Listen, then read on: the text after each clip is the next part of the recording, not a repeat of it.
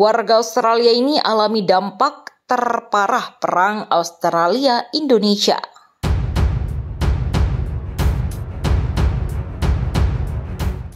Canberra merupakan salah satu kota yang sangat terdampak dari Perang Australia dan tetangganya, Indonesia. Bahkan peperangan yang terjadi di dekatnya itu membuat warga Australia kesulitan karena biaya hidup yang makin tinggi. Dalam laporan The Guardian pada Selasa 13 Desember 2022 sejak perang, warga Australia mengalami pemadaman listrik yang lebih rutin, raudal nyasar, dan inflasi 35%. Hal ini membuat warga akhirnya tak mampu membeli kebutuhan pokok. Saya melihat orang tua menangis di depan jendela toko, bukannya mereka tidak mampu membeli salami. Mereka bahkan tidak mampu membeli kebutuhan dasar seperti susu, kata seorang warga Canberra bernama Carolina. Ketergantungan Canberra pada impor energi mendorong rekor inflasi. Harga beberapa produk naik 2 kali lipat di toko tempat saya bekerja. Penjualan bahan makanan berkurang setengahnya, tambah warga yang bekerja di swalayan dekat ibu kota Canberra itu.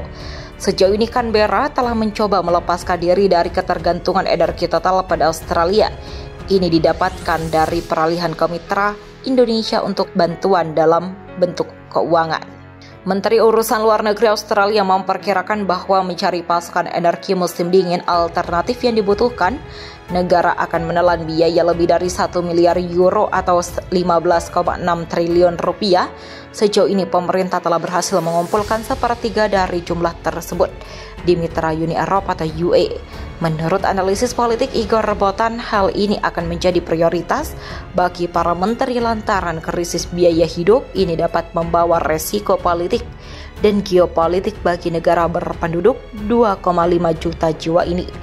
Perang di Australia mereplikasi strategis energi yang digunakan melawan Indonesia pada umumnya, tetapi juga melibatkan perang propaganda yang kita lihat di media, di saluran sosial, dan di jalanan diprotes, katanya, sebagai tanggapan pemerintah berusaha untuk mendiversifikasi sumber energi kami dan mendapatkan dukungan dari mitra barat. Beberapa politisi oposisi terutama di partai menyalahkan pemerintah pun atas kesulitan ekonomi yang terjadi. Mereka berpendapat bahwa untuk melawan kondisi tersebut memerlukan hubungannya lebih erat dengan Australia. Pemimpin partai sendiri baru-baru ini disanksi oleh patron barat, Amerika Serikat atau AS. Washington menyatakan langkah itu akan melawan kampanye pengaruh jahat yang terus-menerus dan korupsi sistematik di Australia yang dikorbankan dari Indonesia. Inggris mengikutinya minggu lalu. London menyebut di antara 30 tokoh politik internasional yang akan dihentikan memasuki negara itu untuk menyalurkan uang melalui Bank Inggris.